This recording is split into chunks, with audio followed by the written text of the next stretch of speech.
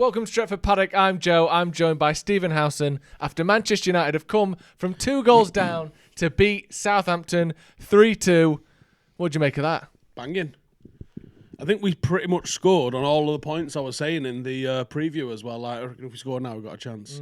And if we score next, I think we're going to win this. And fucking hell, we did. You were saying, weren't you? If we get a goal before the 60th minute, we've got a chance. Was it 58th minute, 59th minute? 59, on the nose. Yeah, perfect. But it wasn't just... We'll go through the whole game, but those goals specifically, the types of goals that we saw Cavani score, we just haven't seen strikers score those sorts of goals at United for a while, have we? How good was it seeing 2 poachers' goals, diving headers, doing anything to get on the back of or on the end of balls into the box? Do you know what I think he is? I think he's what we thought we were getting in Falcao. In terms of he's later in his career, he's probably not going to play 60 games a year for us. You know, he might have to play only 1 game a week, maybe. Sometimes it'll be off the bench, but oh my days. I mean, he comes off the bench today, he gets the assist and 2 goals. He's literally the reason why we took 3 points away today. Phenomenal. Yeah, brilliant, wasn't it? And seeing, there were so many concerns, like you said, similar to Falcao. I remember when Cavani signed for United, Falcao was trending. And not for the reasons you're saying, he's going to be what we wanted from Falcao, because, oh, look, United have done it again. But it's turned out so far to be a brilliant signing, hasn't it? Scored more goals than Alexis Sanchez. Or the same amount of goals as Alexis Sanchez. And you know how good Alexis Sanchez was for United. Yeah, well, he was here what was he, ended up being here about a year and a half? Yeah. Something like that, maybe. Felt like 2, 3, 4. Felt like a lot more. Yeah, so, and even for the cost, unbelievable. It was... What we saw on Tuesday, I think, was a precursor and a bit of a sneak peek of what you might be able to get with him. And I think all of us was like, you've got to start this guy again this weekend. Ollie didn't. He went with the diamond. I thought it was a little bit different, not necessarily wrong. Their chances were set-piece chances. And I thought, when you look at the expected goals map, United really dominated that game. Actually, and I'm sure the comments are going to light up here, totally out of context. Go on, but say it. United's expected goals today was better than City's and Burnley's yesterday. There was a bigger gap. And they only had a few more shots than we actually had as well. I think we had the same amount of shots on target, actually. So, it's one of them. It was a better performance than 3-2 makes it seem, and certainly being 2-0 down makes us seem. And their goals, the first one at least, came against the run of play. I thought United was on top. It was looking great. There was that little sequence with Van der Beek and Matic, which we both were saying, that's why those two had to play against the press, because I think McTominay crumbles. I think even though Fred had a fantastic game today, I think if it was just him in the 6, he absolutely crumbles, because there was a few times in the game where you see him getting pressed and he flaps a little bit. Even though today that was happening and he was appearing on the other side of 2 players like, fucking hell, still got the ball. Yeah. And then, he was switching out nicely to the left-hand side. I thought the first half was all about just the lack of a right-hand side forward that we had. Second half, Cavani literally delivers an assist from that area where no one has been. And I think as we're going forward with this, I want to see more of a forward 3 with Cavani down the middle. And I don't think we'll be seeing that twice a week. So it's really up to Ollie now to figure out how and when he plays that hand and how he uses and shuffles his deck, because I think that's probably our best look at going forward. And the lack of a right winger isn't just because we all, can we buy a new right winger? We absolutely desperately need someone that's going to take control of what's going on that side, and that makes it easier for the lads in the middle too. It's weird, isn't it, that like you said, we praised it in midweek against Istanbul when Rashford played out there. You're looking again, I'm not always one for touch maps, pass maps, expected goals, all that sort of stuff. But you just seen the position of players. At half-time, there was an absolute vacuum on that right-hand side that was filled somewhat by Cavani, and it's no coincidence we got the goal from there. Same thing, we won the penalty down the right-hand side against Istanbul. Rashford looked excellent, I thought, on that right-hand side. It's amazing that we've allowed, and I know that we all talked about Sancho all summer, we've allowed... Exactly. Another transfer window and another season to start without buying a right winger. And obviously you want to go far, you want to win cups, you want to win trophies, but do you think that's just going to be a massive problem for us all season? Especially Mason didn't look at his best today. We've seen Martial, who was ill. We're not quite sure the extent of that. Dan James hasn't necessarily been on his best form for a while now either. Are we just going to struggle to go to that next level with such a big gap in the squad? Yeah, and I think by the same argument, I know you thought both defenders had a pretty good game today, but I think there's levels to this, and I think you can improve. We can obviously improve on Wan-Bissaka going forward. I know they're supposedly working on that in training. I don't know whether there's something else maybe needs to happen to improve upon him, or to put a bit more pressure on him perhaps, or maybe take pressure away from him and maybe allow him to grow into the role and tell him, listen, your position's not in threat, but you do need to improve going forward. I mean, that might be enough where maybe he's panicking, thinking, these lads are chasing me down. I've got Laird, I've got Williams, I've got all these lads chasing me down. Maybe the manager, good man management might be, yeah, they are breathing you down your neck a little bit, and you definitely do need to improve, but don't worry. And that sometimes can be enough of a relaxer, though, and you go, oh, do you know what, let's have this. Yeah, I think that right-hand spot, until we buy somebody, there's no one in the academy worthy of taking it. It's not like previous seasons where you go in, give Rashford a chance, give Mason Greenwood a chance. We haven't got it. And yes, Mason Greenwood can line up on the right-hand side. He ain't the right winger, though. No. He's ultimately going to be a centre-forward like Cavani eventually, but he's got to learn that trade first. Something interesting, obviously, you mentioned Mason Greenwood there. Came off at half-time. Wasn't his best game. He had that shot against the goalkeeper that spilled out to Bruno, who also had almost an open net that was then saved, so it can't have been an open net, but it seemed like one. Mason, not at his best today.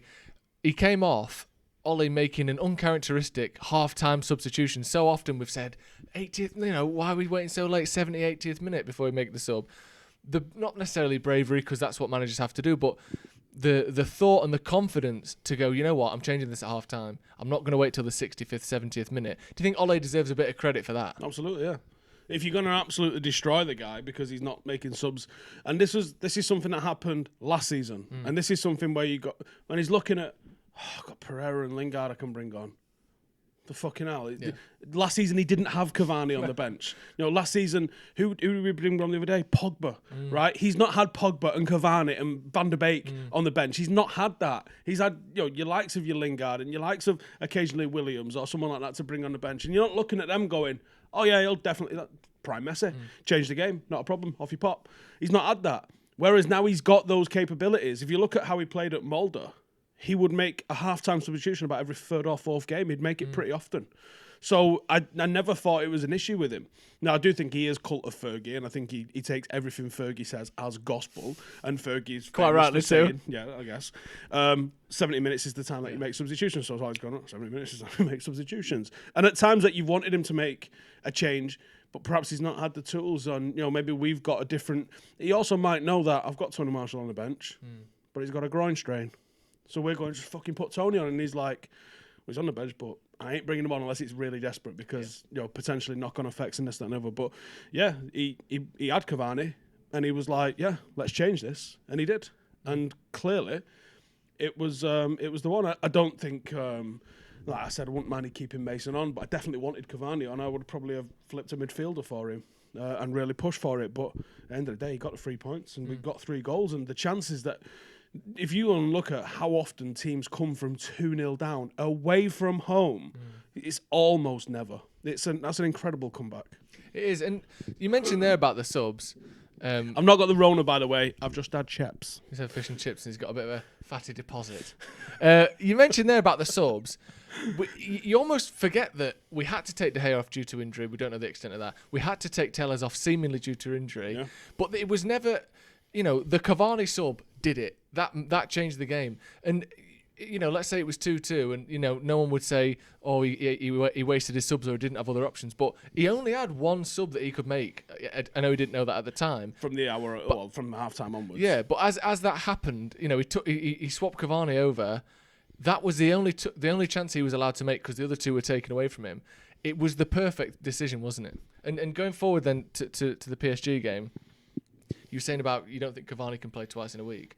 Well, he might have to play 3 times in a week now because we don't know Martial's fitness. The shits. Yeah, exactly. I mean, that's just me speculating. I haven't got a clue. Mason Greenwood, obviously was taken off today at half-time, which, whatever Dan that James says. might be a very good option against PSG, though, because I expect they're desperate for points. PSG are going to turn up looking to try and get a win. That means that United should probably go 3 at the back. That means that United, I would assume, that might be what they try and do. I mean, I don't know who you've got. There's another fit centre-half. Is Bay fit? I mean, that can change in the morning anyway, even if he is. Yep. So I think that I probably, if I'm in Ollie's shoes now, I'm thinking we go 3 at the back and we probably just go with 2 forwards and maybe one of them's Lingard. Although I reckon he probably needs a match beforehand. But Lingard, in terms of what do you know you're getting out of Lingard? Well, he'll press. It might be all he does, but he will press, and that might be enough. If you could play Rashford and Lingard up front, we've seen how effective they can be when they're a pressing duo. They're absolutely mad for it. And I would go with a quite functional midfield, Fred and McTominay with Bruno ahead of them. And I could see that as a way to get through that Paris game. A draw might be enough for us. Certainly don't lose to them, because you lose, you hand them an opportunity to overtake you. Whereas if you draw against them, I don't think they're on enough points to come close to us. So that's effectively putting them out and keeping us in there. So actually a draw at home is not the worst result that we could get. And yeah, it'd be a very interesting.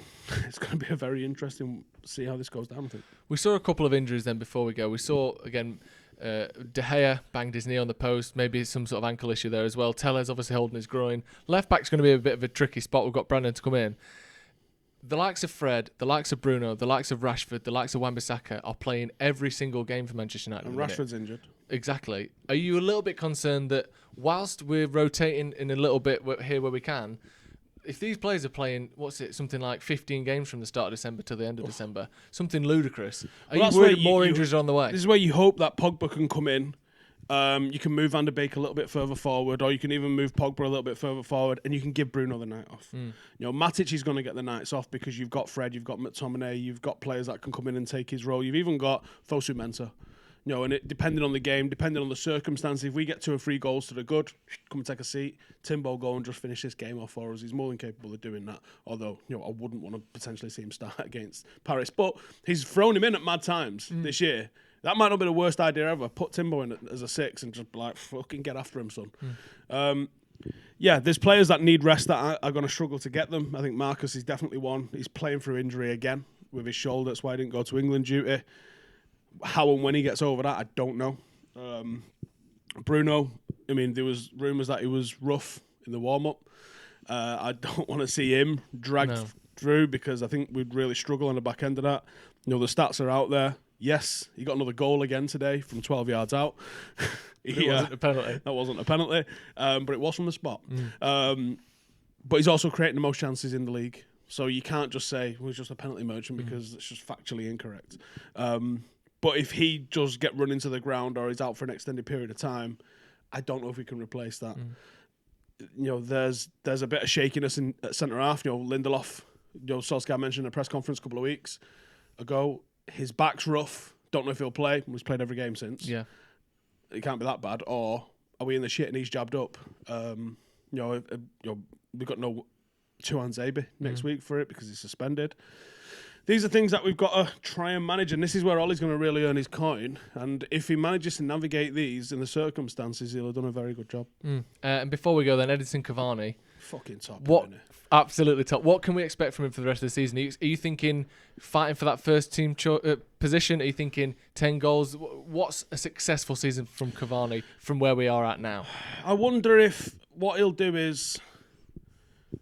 I wonder if he'll make Ollie's mind up on an archetype of a player and an archetype of a system that we want to play. If Ollie gravitates more towards the sort of number 9 that Cavani is, maybe he's like, right, do you know what? I've seen the future, and it's a robot from Norway, and I'm going to do whatever I can to get the younger version of this in, because that's what you're going to get with Erling Haaland. Again, he's still a bit of a different style of player to Cavani, but he is that instinctual sort of number 9. I don't think his hold-up play is quite as good as Cavani's. Again, he's played like 23 games in the Bundesliga. Like, this is a kid that's got so much learning to do. Obviously, Ollie knows him. He debuted him. So I think he's also probably someone that he thinks he can work with and develop. And I wonder if what Cavani's going to do in this year or two that he's here at United is create a pathway and a system that a signing comes in and carries on to the next level. I hope that's the case. Me too. Before we go, man of the match? Yeah. Cavani. Oh, yeah. Thank you very much for watching. This has been Stretford. Oh, do you know what? Go and watch either my review or the preview if you want me to tell you exactly how the game was about to go down and how it actually went down. Thank you very much. Stephen Howson there for Stretford Paddock. I've been Joe. Make sure you like, share and subscribe to the channel if you haven't already. See you in a bit. Head over to stretfordpaddock.bigcartel.com and check out the Paddock merch. And for a short time, you can get 20% off orders with 2 items or more using the code Paddock20. Go get on it.